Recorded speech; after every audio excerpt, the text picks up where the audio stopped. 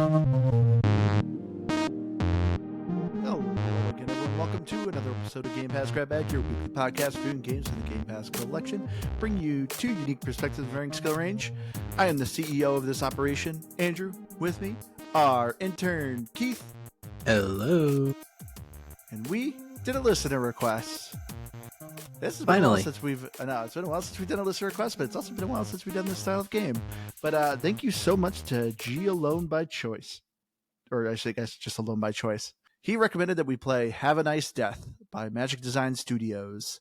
Have a Nice Death is a 2D roguelike platformer where you are playing Death, who obviously does what Death does and is, throughout time has been collecting souls, but he's burned out. He's kind of sick of the job, so he starts to delegate some of his workflow, and because of that, he slowly has progressively lost his power.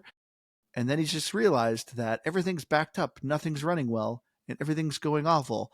So begrudgingly, Death has to get off of his desk and go and try to fix what's wrong with the company of Death. But Keith, what did you think of Have a Nice Death?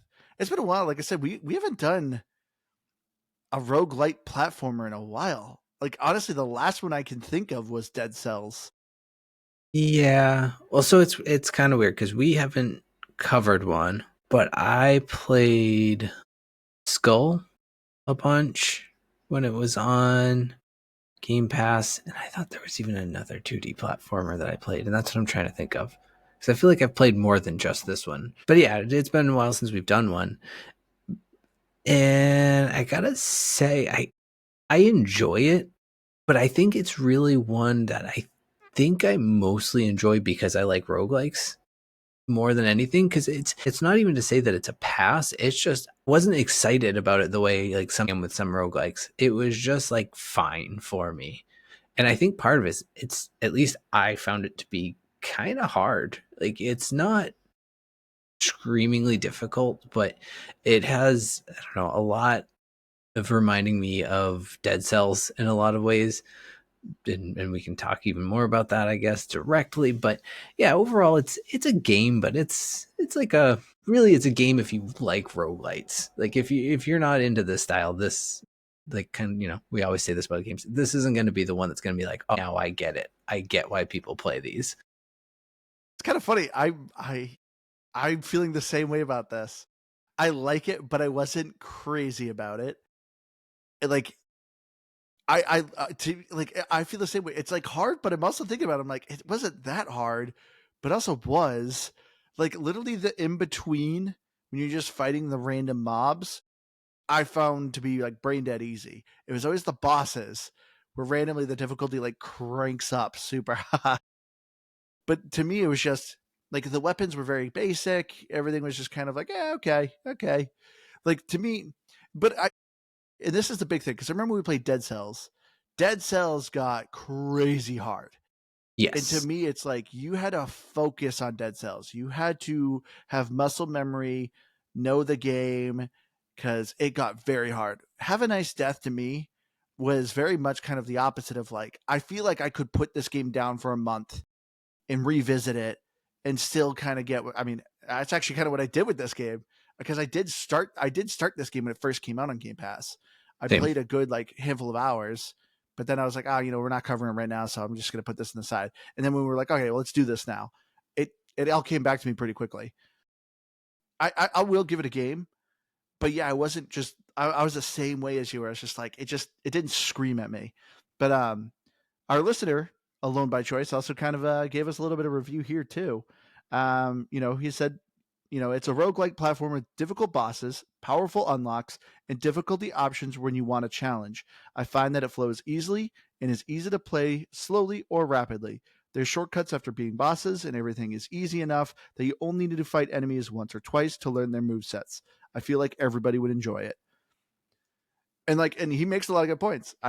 The set moves were pretty easy, but it was just I don't know. I guess we'll get into this discussion. But yeah, starting off as I said with the story, you're playing as Death, who's been doing this job since the beginning of time. He's gotten work burnout, And so because of that, he's delegated his work to, these evil powers, these certain bosses called sorrows that just kind of been mismanaging things. Deathcat now realizes there's paperwork everywhere, souls are piling up, things aren't running right. And so now he has to go and try to fix things, but he's not the same Death as he used to be. Now he's just this little guy, and he still is very begrudgingly wanting to do this job. He still very much feels the burnout, but he's sick of things not working right. And then, of course, there's a ton of side characters in this game, which I the story for Have a Nice Death I thought was good. It was a I don't good know. means to an end. Like I feel like I say that a lot about I know I didn't want to roguelikes say with the that story. because I'm like we have saying that a lot. You don't want to steal my line. I appreciate that. But in many ways, it kind of was. And it was like, and I think it was almost necessary to make itself different more so than Dead Cells, because Dead Cells didn't have the humor so much. It didn't have, I think there was a story. I don't remember. It's been so long It since we did. played that. But it's just, I think it almost like it just needed something a little bit different to set itself apart from that. But it's, yeah, I thought it was kind of fun. Like it was funny. It was like, okay, it makes sense why I'm doing these things now. But there was nothing about it that I was like, oh man, I really like this character. I'm really excited to find out more about what's going to happen. I started to click through a lot of dialogues I and started to like as well. just, well, because there's one of them in particular, not to spoiler alert achievements, but there's an achievement for it's like have the full dialogue with one of the characters. Maybe there is for more of them, but it's just he just goes on and on and on with this wicked long story, and like that. But you have to keep going back to him a few times for him to finish it. And so yeah, it's like it's an achievement to do that. But Yeah, yeah, I none felt was this. like super engaging. Yeah, the characters I felt the same way. Where I'm like, these are cool design characters. They look kind of funny, which I don't know. This game. I don't think ever really made me chuckle. There's some things that are kind of like, that's interesting. For me, it was more the designs of the characters, which are crazy morbid. Like this game is very goofy, but also not, because obviously the characters you're interacting with, like they look like the way they died. So you have one guy, I think it was his name Disco. Either I don't know, but either way, he has a disco ball that crushed his head. So he's just a human body with a disco ball for a head. But you look at it, and there actually is like blood splatter under the disco ball. So I it's like, all right, noticed that's a that. little grotesque. Then you have Harriet, who's super into fitness and trying to keep people motivated, but they're completely ripped of skin. So they're just muscle.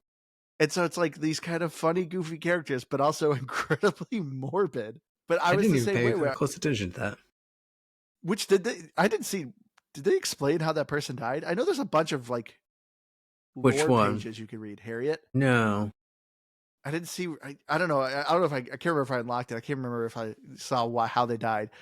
I mean, obviously they died from getting their skin ripped off. But yeah, like I don't know if I ever really laughed. But there was a lot of times where I'm like, it's interesting, these characters, kind of see what they're talking about.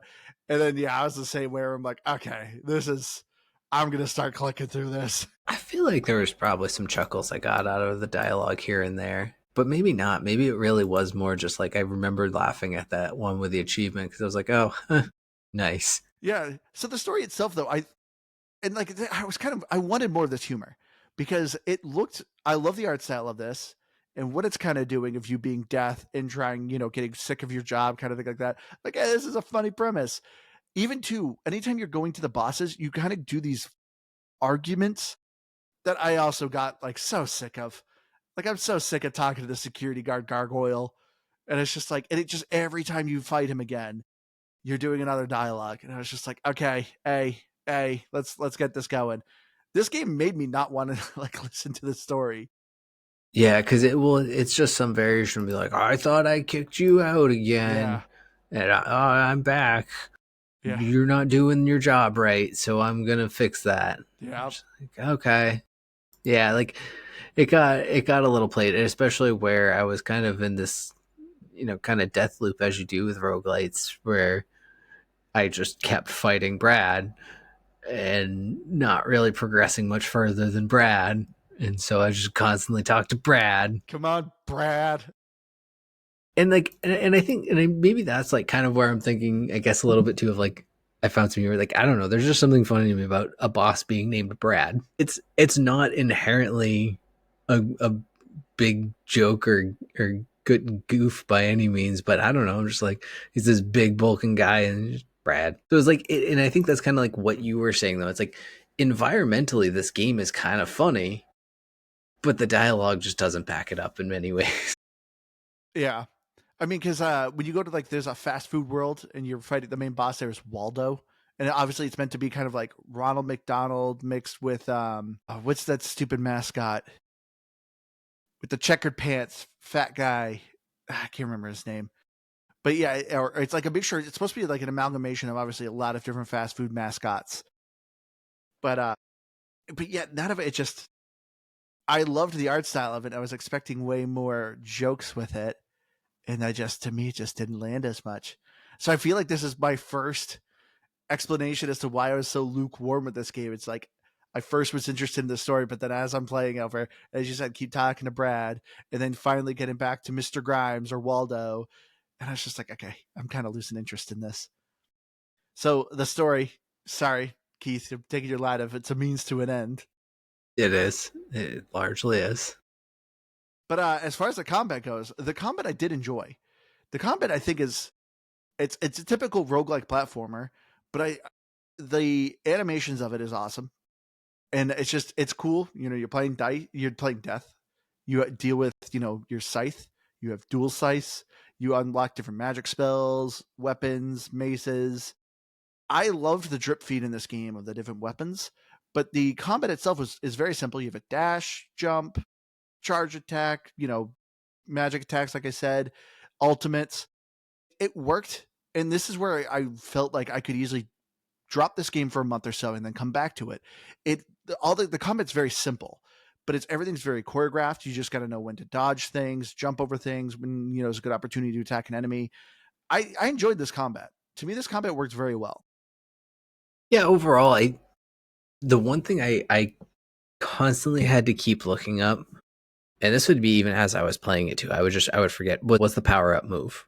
Like when you Yeah, charge your power bar, I was like, is it left stick, right stick, left bumper, right bumper? And I'd go through all the combination and feel like none of them would work. And then I think it's actually not that either. And it's like, I don't remember. I couldn't tell you what it is now, but otherwise the overall controls, yeah, there's no venting the wheel about the movement. You get a double jump.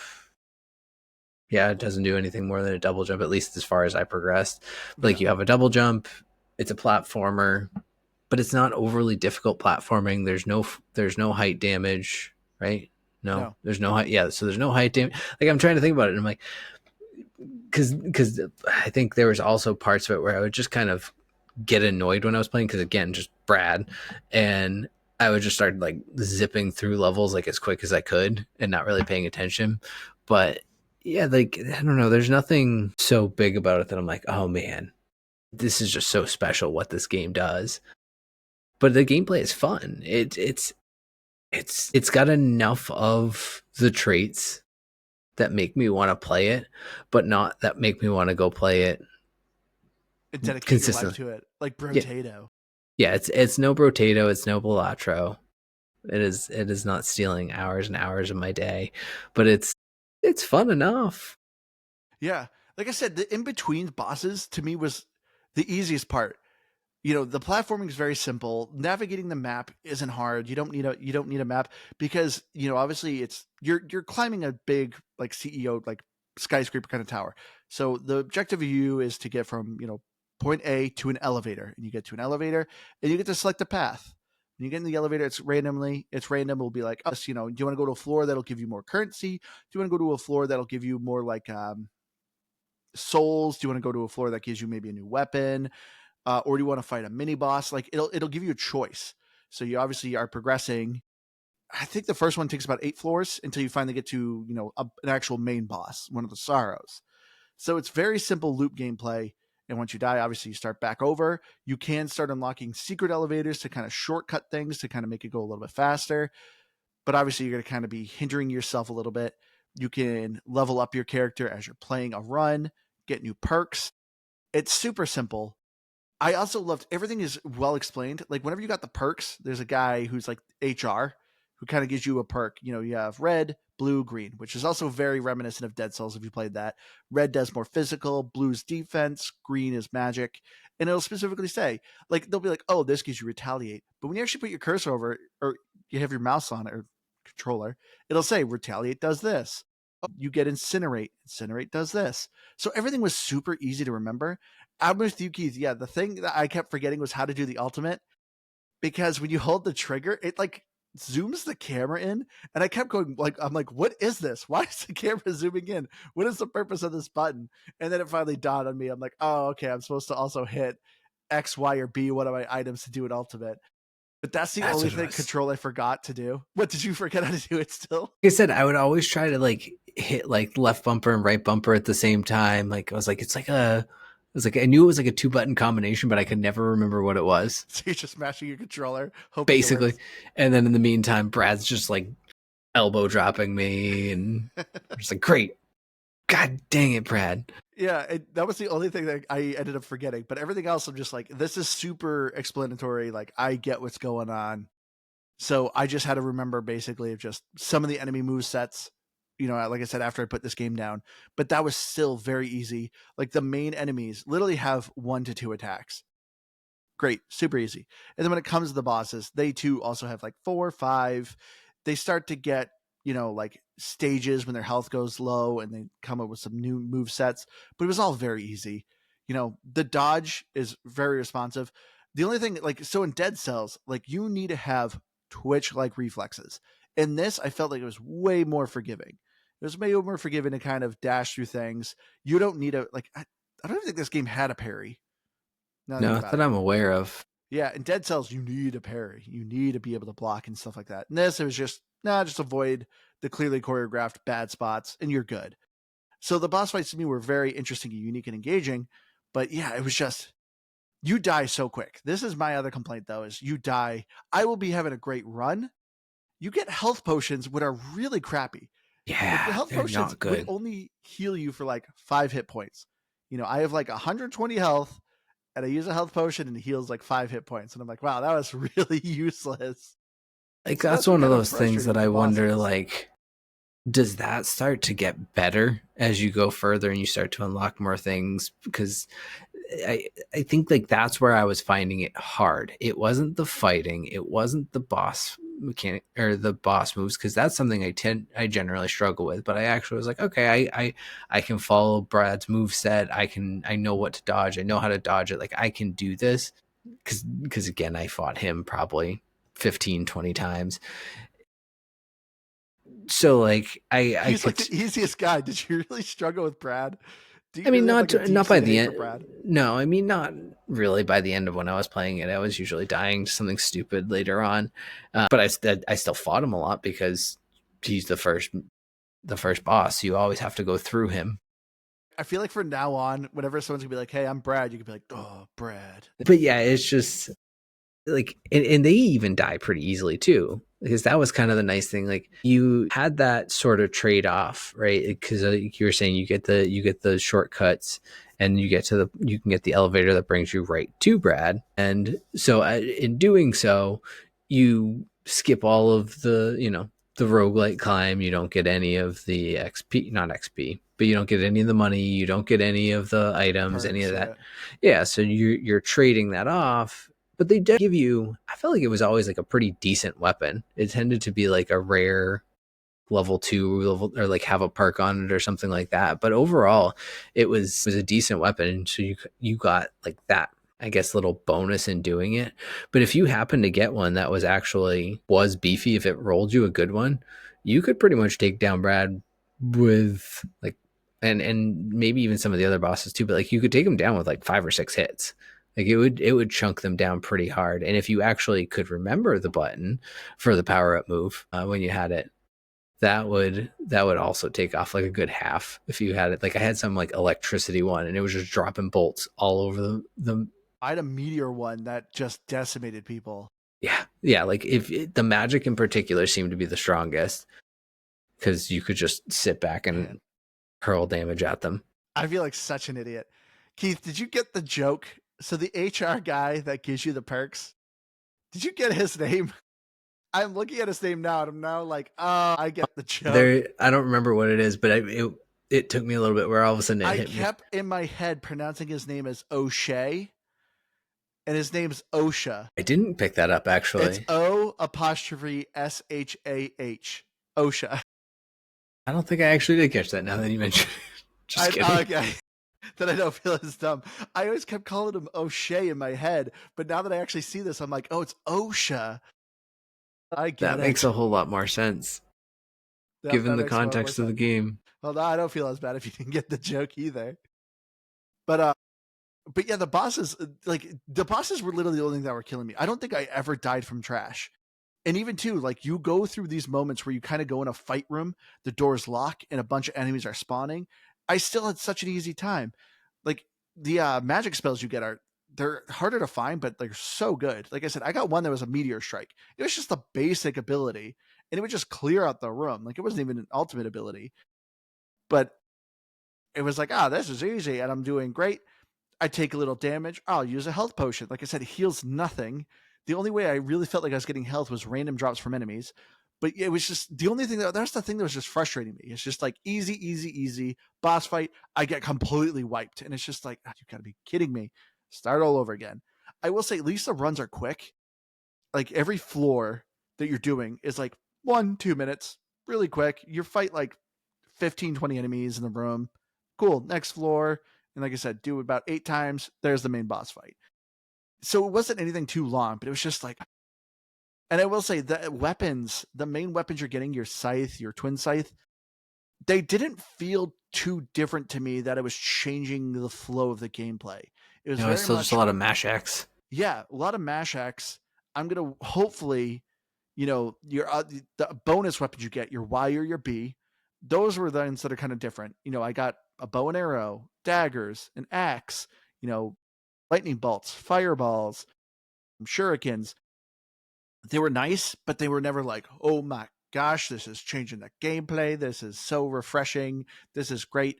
It was still just like, all right, I'm still mashing X. Here's a boss. I do an ultimate. Yeah, So it was largely just like you said. It was the magic spells that were honestly like the one thing that you're like, oh, I want to get these. Like some of yeah, them were pretty boring, but large, largely the best ones.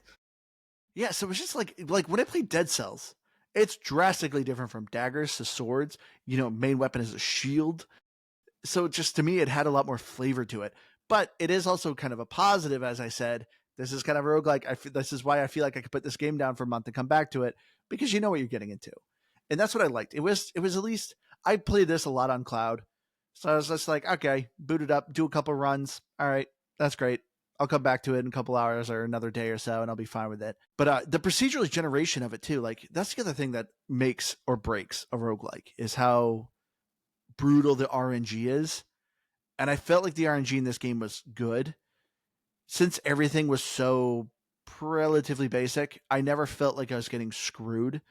I was never like, I got this weapon for this run. This is a lost cause. I might as well quit. Everything just still felt like, whatever. I'm just going to keep going.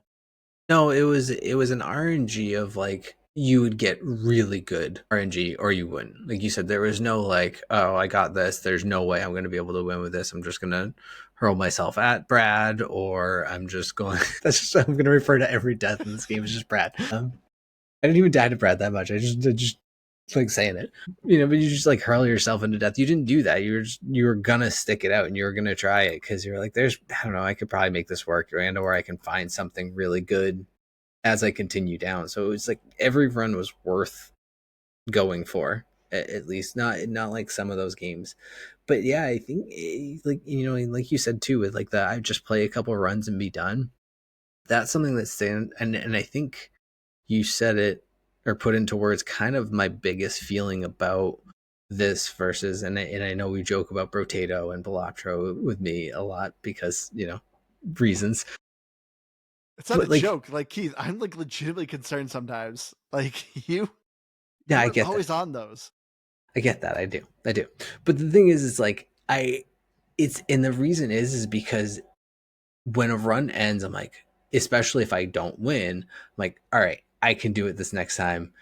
that was a dumb play. Like I know what I did wrong, and a lot of this was like, oh, I know it was a dumb play. I did this X or Y, but there was no like, oh man, like I could have had it. I really could have had it. It was like if I hadn't done that one done thing, the whole rest of the run was going to be easy. It was just like a make. There wasn't. It didn't have that like I need to go back to it type of thing. Like that's what a true not a true because this is very much a true roguelite, but like at its core for me is it like it has to have that like that run ends and I'm like yeah, one more sounds good. This Because was that's, like yeah, I think I that's one could of my be biggest done. complaints with this. The unlocks kind of suck in this game.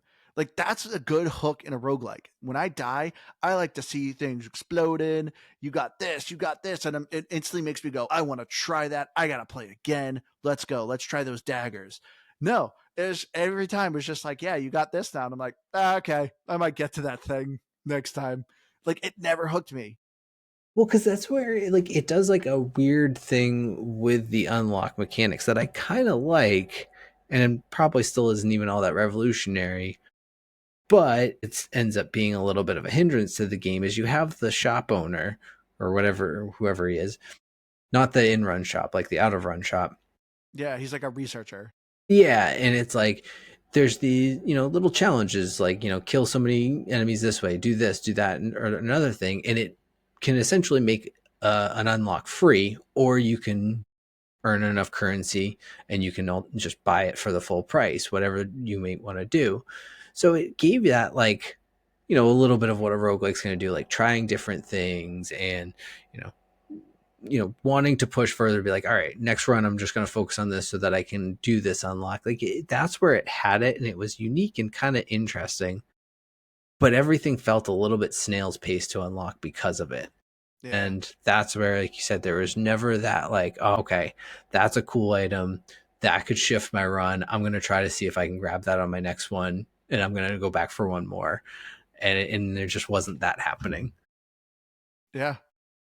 It's I'm sorry. I feel like we're being so negative with this game. I actually did enjoy it. Like I said, it just doesn't have those kind of hooks that I normally kind of get with a lot of roguelikes. I I don't even think, hear my dog. My dog's scratching at the door right now. I mean, I think it's just because, at least for me, it's always like, yeah, roguelite, and I'm just, it was fun, it was fine, it was good. Yeah, that's But good. so for me to not like come out like rip roaring excited about it, it's like, wow, man, probably sounds really negative, but it's not. It really is fun, but it's fun for somebody who likes the genre, is what I think it really boils down to. Yeah, I think it's just to me, it's just surprising playing this roguelike of being like, yeah, it was fun. Because usually when I play a roguelike, I'm like, I am going to be staring at the screen for hours and going to keep playing this game and keep going. And it's for this one, I was just like, meh. But speaking of staring at the screen for hours, though, I want to take a moment to thank our wonderful sponsor for this episode, Gunner Glasses. Gunner Glasses are specially designed glasses for the gamer. They have a special UV lens to kind of help block out the rays that you normally get when you are constantly staring at a screen. So you may get a lot of eye fatigue. And also, too, it also helps with UV light outside as well. So these have been some wonderful glasses that we've been able to try out. Specifically, they give us the Call of Duty Ghost glasses, which that's going to be my first complaint. Why would you call your glasses after the rated of the worst Call of Duty game? And that's fair, but they are pretty nice glasses. Like They're very not pretty nice, nice. they're actually very nice glasses.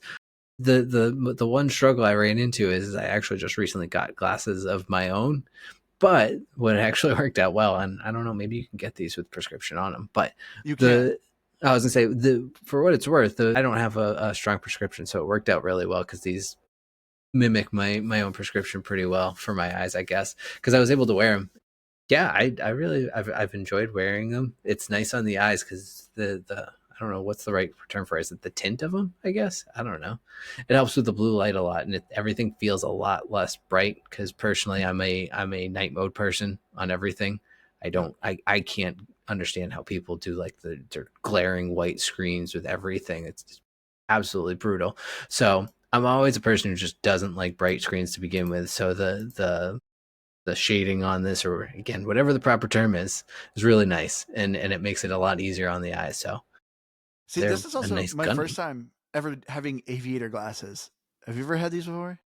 No, I mean, I've probably worn some sunglasses of them along the way, and my normal frames are actually pretty narrow. So yeah, these are like fully encompasses the eye. It's Yeah, very fully nice. covers the eyes. They actually rest a little bit more on my cheek, which at first I was like, ah, it's kind of annoying. But honestly, it makes it super comfortable. I've actually worn these for like hours, and I actually forget they're on my face. I like my prescription's relatively strong, but even then, like if I'm closer to my screen, I don't need my glasses. And these have been super nice.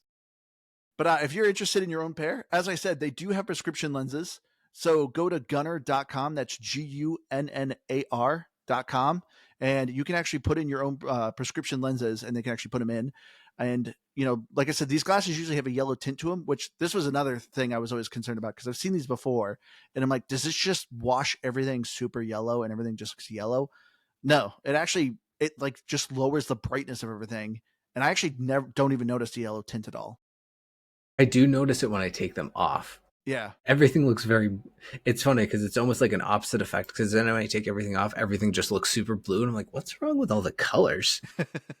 But like when I'm wearing them, it doesn't feel wrong, and they're not. Like you said, it's just very like everything's kind of dimmed down. But yeah, there's everything feels like blue when I take it off because everything's so bright. Yeah. So thank you so much, Gunner, for sponsoring this episode. Like I said, go to gunner.com. And like I said, we have the Call of Duty Ghost, which is actually based off the Call of Duty Black Ops 6. And if you purchase these glasses, you will also get an in game charm for your weapon when you actually purchase these I glasses. have to get mine. But yeah, so back to Have a Nice Death. I will say the thing that it really kind of hooked me in this game, I love the charm of this and the art style. So I didn't realize, I actually just looked this up, that everything is actually hand drawn. Dang, it's very impressive. Yeah, which makes sense because like the backgrounds and everything like that. I loved the environments of this world. Obviously, the first level you're going to is very more Office Space esque, but then you kind of have two different branching paths that you can go. You can go to a fast food world, or you can go to like a pollution world. Both very drastically different. They have their own rewards, which it tells you about. But I loved the art style. Like I loved the creativity of all the enemies, you know, because as I said, like as you're meeting these people, you kind of learn how they died. Which, if you read like the bestiary, once again, this game is cutesy but incredibly morbid.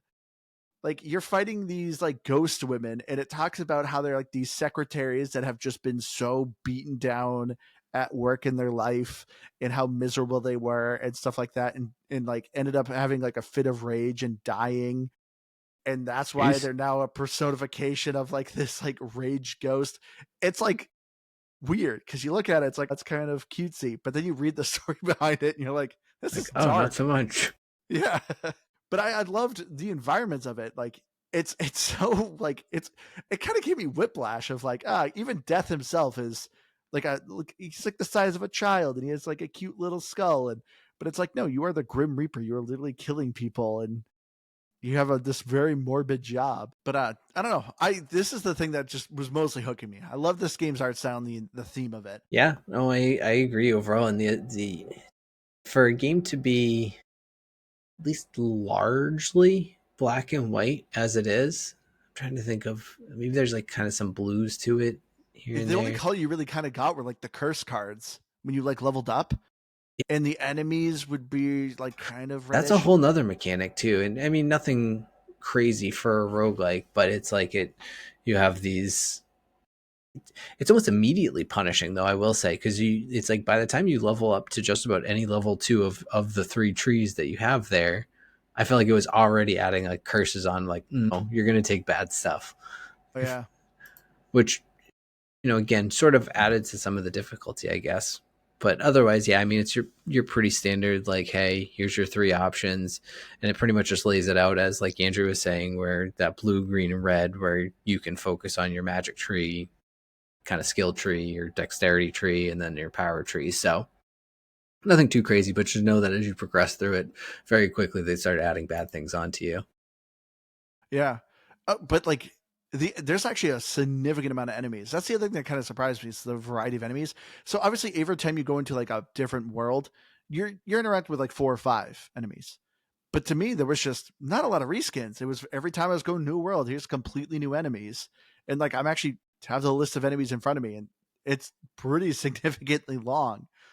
They But were, also but they were too, still kind of that same. model, I guess, right? Or it was like you had like your beefy boy attackers, your standard, and not that that's a bad thing. I mean, that's kind of, I guess, a lot how just about any game ability you kind of have your archetypes of enemies. Yes and no. I mean, I don't know. There's a good amount of archetypes, but there was still like whenever did the pollution world, Yeah, majority of those enemies were ranged. Like to me, that was like a more of a like artillery kind of route you went. But if you went to the fast food, a lot of those people are kind of more melee. I don't know. yeah, I I guess don't there's know. something for that. But once again, the enemy. So yeah, I forgot. There's another enemy called the Morticulturist. He's literally a groundskeeper guy that has his hedge clippers shoved through his head. It's just like, man. Oh yeah, there's another enemy that's literally a hanged rope that has a person like hung, and they're attacking you with the end of their rope that they hung themselves with. It's Casual. this game is it gives me whiplash to how morbid it can be, but then also super cute because then you're also fighting a plastic cup that shoots a straw at you, and it's just like, oh, that's kind of a cute, funny character. Yeah, in the well, did you read the bestiary on the fry cup on like the fry box? And then there's the little fry worm that's left behind after it has its own bestiary. And it's like the sad thing about something about how like the fry box protects it. And like it's like you probably shouldn't kill it, but you will anyways, or something along those lines. It's so weird. Let me pull it up real quick. I will say this game does a good job though with its lore. Like I said, there as you're talking to people using weapons, there's information on everything, on every weapon you're using, every enemy you're fighting, every employee you're talking to. There's a lot of lore in this game, which is very impressive. But if you're someone who It says doesn't care about lore, you don't have to read it. So it's great of like, people who want to learn more about yeah, this world. Yeah, there's stuff for you there. I think I found them. Yeah, the fry. I was gonna say this is the so it breaks it down like yeah, she was a fry, just a small fry, and now you made her sad. Can you really be so heartless? I know you took it out on that poor little fry because the rest of the bestiary got the better of you. Is that it? What a time to be alive. So it kind of roasts Can you. she fight back? The answer But is yeah, no. it's so like that's where it's like there's little things like that that I thought were kind of funny, but otherwise, going back to it, the dialogue kind of leaves a little bit to be desired, I guess. Yeah. But as far as the music goes, though, the music to me was fine. I don't know. This game did not have a great soundtrack. It was fine. The one thing I always did love though, every time you died and you teleported back to your CEO desk, it always did that chime of "Welcome to the afterlife." That was just it, and this was like, that's kind of nice. But that was it. That's the most I can kind of say about the That dialogue. was it. That was the thing Yep. I liked. When you talk to people, it does a whole lot of just garbly noises, and it's just like, okay, garbly noises, kind of Like, getting annoying. great. Start mashing A. Yeah, that might have been part of the time I started to just mash where I was like, yeah, this is not very good. I feel like the more I'm actually talking about this, the more I'm kind of talking myself down. Yeah. All this slowly talking ourselves out of it as we talk everyone else out of it at the same time. I don't know. I guess I don't really have anything else to say about the audio. No, because I mean, then it's achievements aren't great either. Like it's your typical roguelite slash like really. They're very grindy. You might be able to get a good chunk of them, but I think I had like 200 or something. Have a Nice Death does have an original soundtrack that's on Spotify. Okay. Good for them. Good for them. Yeah, the achievements were fine. They weren't too bad. If you're looking for time to beat, it's listed at 9.5 hours to 30 hours, which I can see. Like I said, this game definitely is. This is the other thing I will say. It's kind of nice about this roguelike. It is a lot of skill. You could pick this up and essentially beat it your first run. There's nothing like too much. Like I said, the unlocks to me were just kind of meh, and I think that is kind of a good thing too because it's not like this game's gonna be so hard until you hit level 10 and get the unlock where you get such and such a thing. No, if you are good enough, you could easily actually beat this game and just go through it. Because that was the thing with Dead Cells of, You start off with like, I think it was like a rusty dagger, something that was super crappy. You're not going to win that run. It wasn't until like, oh, I got this weapon. This is my play style. I'm going to win the game now. To me, Have a Nice Death, there is just a nice feel to the fact that it's just, if you're good enough, you can actually beat this first run. I mean, there are some unlocks that do make it a little bit better. The shop will get cheaper for you. There'll be discounts on things. You'll get more souls when you do a run. So there are things that obviously will make a run easier, but it just never felt like, oh, this is a game changer. Like there wasn't one where it's like, oh, you get an extra life. Nothing like that. No, I think at most probably the best things are probably the ones that charged up Your fury. your fury or made you heal faster or better. If you had anything like that, that was probably about the only good things or best things, I should say. But yeah, I don't know. I guess we'll get to our final thoughts here. Be a little bit of a shorter episode. I mean, this is kind of a shorter game. So for me, Have a Nice Death. As I said, this is a good game.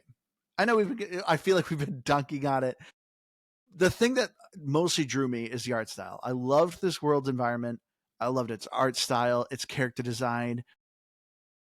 I would say you could even maybe play this in front of kids because even though it doesn't look grotesque, as an adult, like if my daughter saw this game, I don't think she would be freaked out or grossed out or scared by anything. But as an adult, if you look at a lot of the cues this game shows you, or you read in the bestiaria, you realize this game is very morbid. Obviously, it's a game about death, but it's very kind of colorful and cheeky. Not colorful, but the art design is very cartoonish. The gameplay itself is solid, easy to pick up, easy to put down. You don't need to have, this doesn't need to be a commitment to you. You don't have to play this game until you completely beat it or you're going to forget it. This to me was, a good 78. I loved playing this on cloud. It was easy to boot up, do a couple runs, put it down, and just, I'm good for now. It would even save mid floor. So, or like you would restart the floor, but I could be in the middle of a run, stop, and go back to it. That's also a great feature. So this is a great roguelike to have and be able to play on the go. It just didn't hook me. I wanted more of the unlocks. I wanted a bit more from the story. Because like I said, I like this world. I got sick of the same dialogue. Yeah, it's so hard. Like you said, I feel like I've sat here and like this was kind of dumb. I didn't like this. I didn't like this. I didn't like that.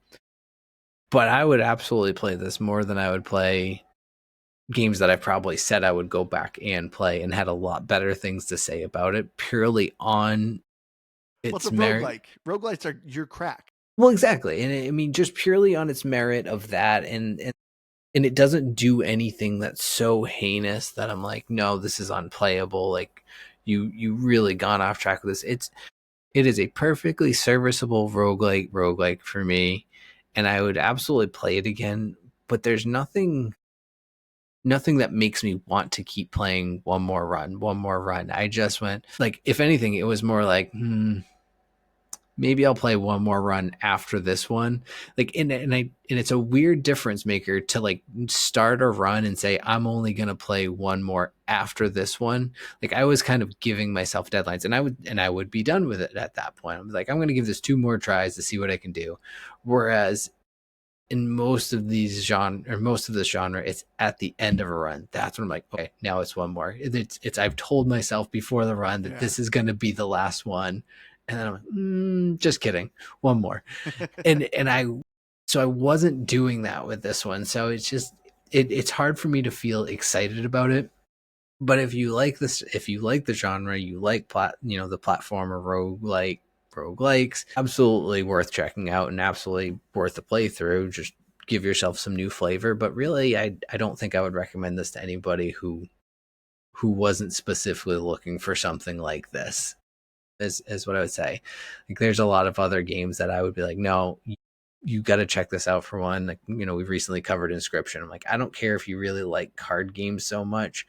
Inscription is worth playing for so many other reasons than it's bare bones of a game. And this just doesn't have any of that. So I think 78 is a good score. I'm going to go with 80 because, again, that's just kind of like my standard roguelike score. It's almost like a 0 for a roguelike at this point. But it's still an 80, but basically it's 0. So I'm going with 80 because that's what I do. But But yeah, I think 78 is a good score. I approve of your 78 is what I'm saying, Andrew. And I know Okay. you're always looking for my approval on your rankings. So But speaking of games I never want to play again, I keep forgetting to bring this up with you, Keith. Did you see what game is leaving Game Pass finally? yeah, I know Soccer Story is going away. That's very I sad. cannot believe how What's long next? that game is on Game Pass. What's next? Are they going to take the big con from me? Jeez. Please. Oh my gosh. I'm gonna have a celebration where that game is gone. And it like Soccer Story and the Big Con. God, I was so like usually when it's like, oh, game's leaving soon, there's always like 3 or 4 where I'm like, oh, that really hurts. That really hurts. This is the first time where I was like, yes, Soccer Story's gone. That Uh, feels dramatic. it does, but just seeing the game's cover art, I was like, oh, that game looks off. I clicked on it again, and it just brought back memories. I'm like, man, I was so bored playing that game. I before it leaves, I feel like I should put my 5-year-old in front of it and see what she thinks of it. I bet you she stinking loves it. I would be so disappointed. Like Googling adoption Well, process. it's funny. I forgot to bring this up. You and Aaron didn't care for Tectonica. My 5-year-old plays it. My 5-year-old has figured out Tectonica. You and Aaron could not figure out Tectonica. My 5-year-old can. Weird. She was able to figure it out with her dad who knows what's going on. I mean, I've helped her with the controls. Okay. That would be like my 6-year-old trying to teach me how to drive a car. Like like she doesn't know how to do it at its bare minimum. How's she gonna teach me? So Yeah. yeah, it makes sense that you could put the control in her hands and teach her how to play. And I once mean, you showed me, I figured it out. I didn't figure it out on my own. That's all. all right. I just Whatever. didn't, and I didn't get the hooks of it either. That's all. Tectonica is still great. I've almost beaten it. I'm not even arguing that you're wrong. It's just not for me. Not for me. It wasn't that experience. All right. But thank you all so much for joining us. Like I said, thank you so much again, Gunner Glasses, for supporting us and sponsoring this episode. Make sure you go to gunner.com. That's GUNNAR.com. I've been your hardcore gamer host, Andrew. You can find me on Xbox Live Firebird01952. Thank you again to our listener who recommended that we play Have a Nice Death. So thank you again, Alone by Choice. Sorry, we probably weren't as excited about this game as you were, but it was still very nice. But yeah, if you want to give us any game suggestions, check out our YouTube, see these live recordings, go to GamePassGrabBag.com. You'll bring you to our link tree where you'll find all the links to our things. Write us an email. You can reach us anyway. Spotify, write a comment on Spotify. That's actually how this listener did it. YouTube, wherever. Send us a carrier pigeon. We really got to get better with our listener picks, Keith. We have not done as many listener request games. Well, it's funny you mentioned that because I was just trying, I was coming up with my outro, aka not really. But I realized I had to do my listener review, and I don't even remember what my bear score is anymore. I'm I pretty sure think it's it's 90. I think it's 90. Yeah, because you gave Donnie an 88, and you're always sure you got to give someone higher than Donnie. That sounds about right. I'm gonna give. What was it? Lonely One you said? So Lonely One's gonna get a Alone 9. by choice. Alone by Choice. Okay, so Alone by Choice is gonna get a 91 because they're gonna get 1 bonus point for picking a roguelike. But since I didn't really love it, it doesn't go higher than that. So you get 1 bonus point. Thank you for listening. Thank you for recommending games. We love you all. We appreciate you. Keep doing that. Keep But listening to speaking of us, and Donnie, we'll we keep trying to do actually this. we Yeah, actually might be doing a Dungeons and Dragons episode. You're spoiling it. Well, let us know, people, if you actually want to hear it. Or if you don't, we're still gonna do it, but We just might put it on our YouTube channel instead. but still download it because we need the numbers. But you don't have to listen to it; just download it and play it. Hi, everyone. Thank you all. We love you all. We'll see you again next week. Bye.